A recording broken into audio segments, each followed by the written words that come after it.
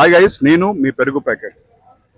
ఇప్పుడు మదురైలోని మధుర మీనాక్షమ్మ టెంపుల్ తర్వాత చాలా ఫేమస్ అయిన టెంపుల్ ఈ అలగర్ కోవిల్.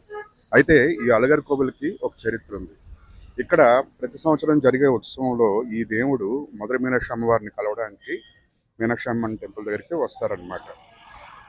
దాని యొక్క చరిత్ర ఏంటి, ఎందుకు ఆ సంప్రదాయాన్ని వీళ్ళు ఫాలో అవుతున్నారు ఏంటి అన్నది నేను ప్రస్తుతానికి ఇక్కడ ఉన్నాను కాబట్టి నా ద్వారా మీ అందరికీ తెలియజెప్పడానికి ఈ వీడియో షూట్ చేస్తున్నాం. ఇప్పుడు మనం అలగర్ కోవిల్ లోపలికి వెళ్ళబోతున్నాం.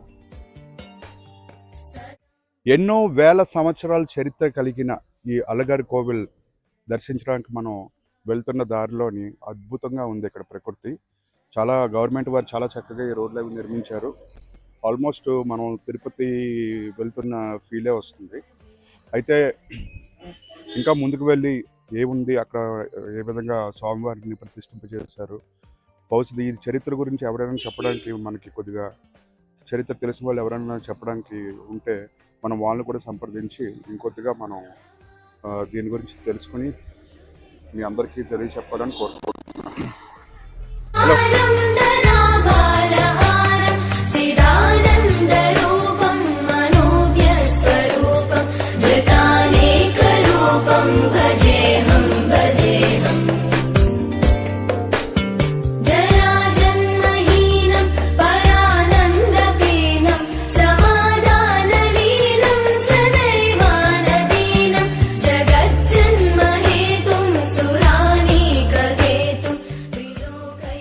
అలగర్ కోవిల ఇక్కడ నుంచి మనం కింద నుంచి పైకి వచ్చినప్పుడు అలగర్ కోవిల్ కిందే ఉంది. అయితే ఇక్కడ అందరూ పైకి వచ్చి ఫస్ట్ రాకాయి అమ్మవారిని సందర్శించుకుంటారనమాట. దర్శించుకుని ఈవిడ ఆశీర్వాదం తీసుకుని మళ్ళీ వెళ్తున్నప్పుడు అలగర్ కోవిల్లో అలగర్ స్వామిని దర్శించుకుంటారు. అయితే ఈ గుడి మనం మెట్ల మీద నుంచి పైకి వెళ్తున్నప్పుడు లోపల కెమెరాస్ అలౌడ్ లేదు కాబట్టి నేను మీకు చూపించలేకపోయాను.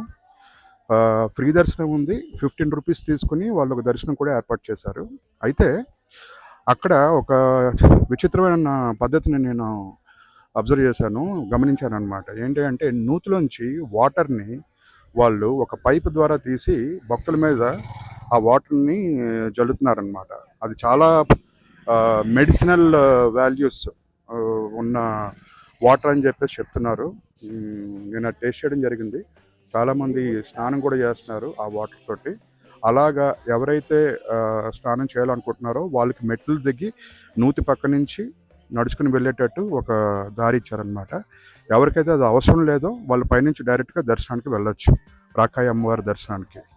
ఆ వాటర్ నేను టేస్ట్ చేయడం జరిగింది అండ్ బాగానే ఉంది.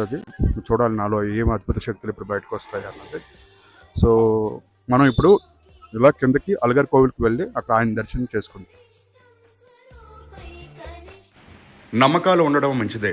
అయితే మన పూర్వకాలంలో పాటించే పద్ధతులు ఇప్పుడు పాటించాలంటే చాలా కష్టం. అప్పట్లో తార్ రోడ్లు లేవు, ఎక్కడ నడిచినా సరే మట్టి రోడ్లే. చెప్పులు వేసుకోకపోయినా సరే ఎలాంటి ప్రమాదం ఉండేది కాదు. కానీ ఇప్పుడు వ్యవస్థ మారింది, పద్ధతులు మారాయి, మనం నివసించే ప్రదేశాలు కూడా మారాయి.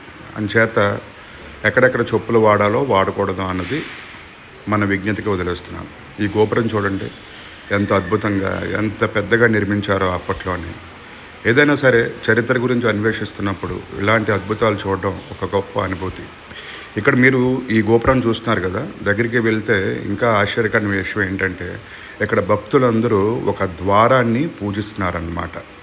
ఆ ద్వారానికి పూజలు చేస్తూ అందరూ వాళ్ళు తీసుకొచ్చిన కానుకలు సమర్పిస్తూ, అంటే పుష్పం, కొబ్బరికాయలు ఇవన్నీ సమర్పిస్తూ అక్కడ పూజారులు ఆ ద్వారాన్ని దగ్గరుండి పూజిస్తున్నారు. అదిగో చూడండి ఏ విధంగా భక్తుల నుంచి తీసుకుని ఈ ద్వారంని పూజిస్తున్నారు. అయితే ఈ ద్వారం వెనకాతలు ఏముందా అని ఆసక్తితో అక్కడ కాస్త ఎంక్వైరీ చేసి అలా అక్కడి నుంచి మేము ఆ ద్వారం పక్కదారి నుంచి ఆ లోపలికి వెళ్ళడానికి ప్రయత్నించినప్పుడు ఒక చాలా ఇంట్రెస్టింగ్ విషయం తెలిసింది.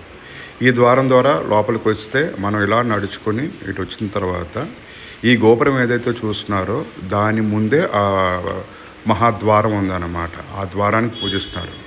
అంటే ఇదంతా ఓపెన్ ప్రదేశం చూడండి. అటు సైడ్ ఆ ద్వారం ఉంది, ఇటు సైడ్ ఈ గోపురంలోంచి డైరెక్ట్గా ఈ గుళ్ళోకి రావచ్చు అన్నమాట. అంటే ఆ ద్వారం ఓపెన్ చేస్తే ఇదంతా ఓపెన్ ప్లేసే. సంవత్సరానికి ఒక్కసారి అలగరి వారు మీనాక్షి అమ్మని దర్శించడానికి వెళ్ళినప్పుడు ఆ ద్వారాన్ని ఓపెన్ చేస్తారట. ముగించే ముందు ఇక్కడ ఒక కోనేరు కూడా ఉంది. వాతావరణం చాలా అంటే చాలా చక్కగా ఉంది మేము వెళ్ళిన రోజు. మీకు కూడా ఎప్పుడైనా వీలుంటే ఈ ప్రదేశాన్ని సందర్శించండి. మదురైలో అలగర్ కోవిల్. Signing off. నేను మీ పెరుగు ప్యాకెట్. సదా మీ సేవలో కొత్త కొత్త విషయాలు అప్డేట్ చేస్తూ మరిన్ని అప్డేట్స్తో త్వరలోనే మేము ముందుకు వస్తాం.